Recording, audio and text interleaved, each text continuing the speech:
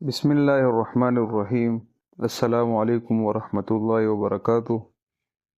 صلی اللہ علیہ وسلم۔ آج ہم منزل پڑھنے کے فائدے بتائیں گے۔ منزل پڑھنے کے کیا کیا فائدے ہیں؟ نمبر 1، روحانی تحفظ۔ منزل پڑھنے سے جادو، نظر بد اور شیطانی اثرات سے حفاظت ملتی ہے۔ اگر آپ چاہتے ہیں کہ مجھے نظر بد اور شیطانی اثرات سے حفاظت ہو تو آپ منزل پڑھا کرے۔ اس کا ایک فائدہ یہ ہے۔ دوسرا فائدہ، دل کو سکون۔ یہ آیات دل و دماغ کو اطمینان اور ذہنی سکون بخشتی ہیں۔ اگر آپ دل اور دماغ کا سکون چاہتے ہیں تو آپ منزل شریف پڑھا کرے۔ تیسرا فائدہ، گناہوں سے بچاؤ۔ اگر آپ گناہوں سے بچنا چاہتے ہیں تو منزل پڑھا کرے، کیونکہ انسان کے ایمان کو مضبوط کرتی ہے اور برے خیالات سے بچاتی ہے۔ منزل کا تیسرا فائدہ یہ ہے۔ چوتھا فائدہ، مشکلات کا حل۔ پریشانی، خوف یا مصیبت کے وقت منزل پڑھنا اللہ کی مدد کا ذریعہ بنتا ہے۔ اگر آپ پریشان ہیں، خوف میں ہیں یا مصیبت میں ہیں تو اس وقت آپ منزل پڑھا کرے، اللہ تعالیٰ آپ کا مدد کرے گا۔ پانچواں فائدہ، رزق میں برکت۔ باقاعدہ تلاوت کرنے سے برکت، خیر اور رحمت میں اضافہ ہوتا ہے۔ اگر آپ کے رزق میں برکت نہیں ہے، مالی لحاظ سے پریشان ہے، رزق میں کمی ہے، تو اس کے پڑھنے سے آپ کو یہ فائدہ ملے گا۔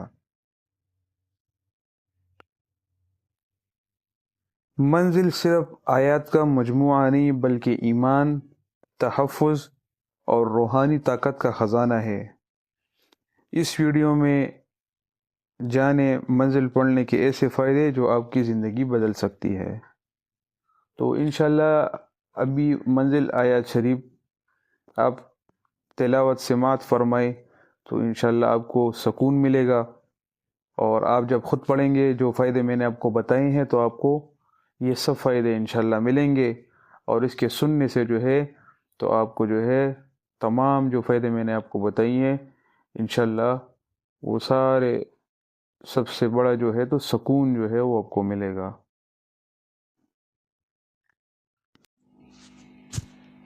بسم اللہ الرحمن الرحیم، الحمد للہ رب العالمین، الرحمن الرحیم، مالک یوم الدین، ایاک نعبد و ایاک نستعین، اہدنا الصراط المستقیم، صراط الذین انعمت علیہم غیر المغضوب علیہم ولا الضالین۔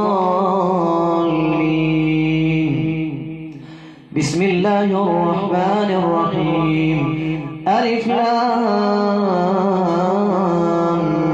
میم، ذالک الکتاب لا ریب فیہ ھدی للمتقین، الذین یؤمنون بالغیب ویقیمون الصلاة ومما رزقناهم ينفقون، والذین یؤمنون بما انزل الیک وما انزل من قبلك وبالآخرة هم يوقنون، أولئك على هدى من ربهم وأولئك هم المفلحون، وإلهكم إله واحد لا إله إلا هو الرحمن الرحيم، الله لا إله إلا هو الحي القيوم، لا تأخذه سنة ولا نوم، له ما في السماوات وما في الأرض، من ذا الذي يشفع عنده إلا بإذنه، يعلم ما بين أيديهم وما خلفهم، ولا يحيطون بشيء من علمه إلا بما شاء، وسع كرسيه السماوات والأرض ولا يؤوده حفظهما وهو العلي العظيم، لا إكراه في الدين، قد تبين الرشد من الغي، فمن يكفر بالطاغوت فمن يكفر بالطاغوت ويؤمن بالله فقد استمسك بالعروة الوثقى لا انفصام لها والله سميع عليم. الله ولي الذين آمنوا يخرجهم من الظلمات إلى النور والذين كفروا أولياءهم الطاغوت يخرجونهم من النور إلى الظلمات أولئك أصحاب النار هم فيها خالدون. لله ما في السماوات وما في الأرض وإن تبدوا ما في أنفسكم أو تخفوه يحاسبكم به الله فيغفر لمن يشاء ويعذب من يشاء والله على كل شيء قدير. آمن الرسول بما أنزل إليه من ربه والمؤمنون كل آمن بالله وملائكته وكتبه ورسله لا نفرق بين أحد من رسله وقالوا سمعنا وأطعنا غفرانك ربنا وإليك المصير. لا يكلف الله نفسا إلا وسعها لها ما كسبت وعليها ما اكتسبت ربنا لا تؤاخذنا إن نسينا واخطأنا ربنا ولا تحمل علينا إصرا كما حملته على الذين من قبلنا ربنا ولا تحملنا ما لا طاقة لنا به واعف عنا واغفر لنا وارحمنا أنت مولانا فانصرنا على القوم الكافرين. شهد الله أنه لا إله إلا هو والملائكة وأولو العلم قائما بالقسط لا إله إلا هو العزيز الحكيم. قل اللهم مالك الملك تؤتي الملك من تشاء وتنزع الملك ممن تشاء وتعز من تشاء وتذل من تشاء بيدك الخير إنك على كل شيء قدير. تولج الليل في النهار وتولج النهار في الليل وتخرج الحي من الميت وتخرج الميت من الحي وترزق من تشاء بغير حساب. إن ربكم الله الذي خلق السماوات والأرض في 6 أيام ثم استوى على العرش يغشي الليل النهار يطلبه حثيثا والشمس والقمر والنجوم مسخرات بأمره ألا له الخلق والأمر تبارك الله رب العالمين. ادعوا ربكم تضرعا وخفية إنه لا يحب المعتدين. ولا تفسدوا في الأرض بعد إصلاحها وتدعوه خوفا وطمعا إن رحمة الله قريب من المحسنين. قل ادعوا الله بدعاء الرحمن أيما تدعوا فله الأسماء الحسنى ولا تجهر بصلاتك ولا تخافت بها وابتغ بين ذلك سبيلا وقل الحمد لله الذي لم يتخذ ولدا ولم يكن له شريك في الملك ولم يكن له ولي من الذل وكبره تكبيرا. أفحسبتم أنما خلقناكم عبثا وأنكم إلينا لا ترجعون. فتعالى الله الملك الحق لا إله إلا هو رب العرش الكريم. ومن يدع مع الله إلها آخر لا برهان له به فإنما حسابه عند ربه إنه لا يفلح الكافرون وقل رب اغفر وارحم وأنت خير الراحمين. بسم الله الرحمن الرحيم. والصافات صفا فالزاجرات زجرا فالتاليات ذكرا إن إلهكم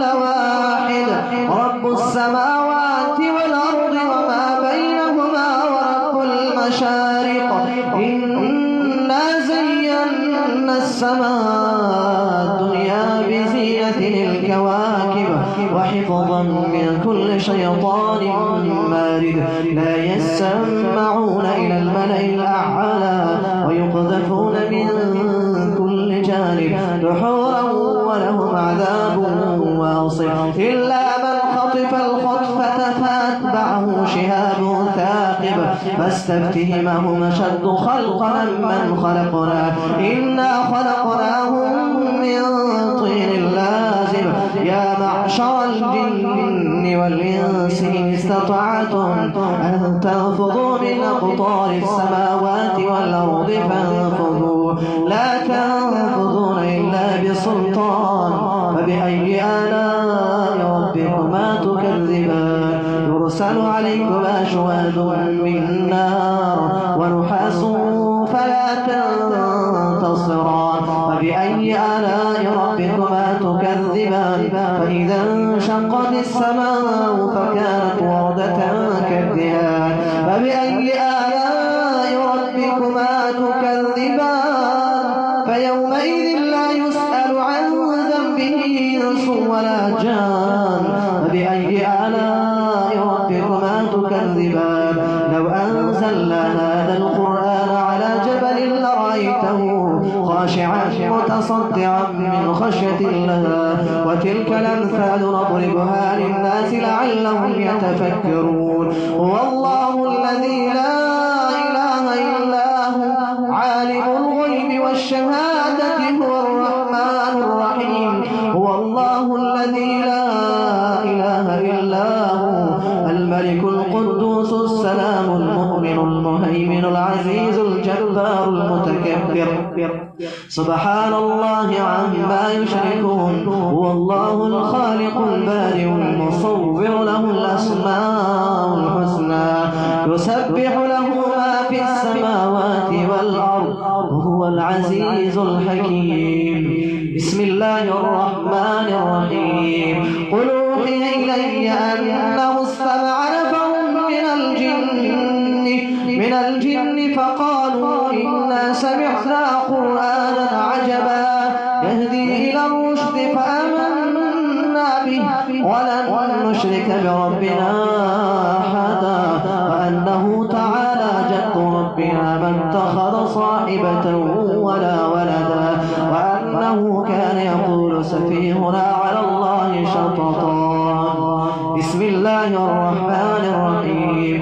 قل يا أيها الكافرون لا أعبد ما تعبدون ولا أنتم عابدون ما أعبد ولا أنا عابد ما عبدتم ولا أنتم عابدون ما أعبد لكم دينكم ولي دين. بسم الله الرحمن الرحيم.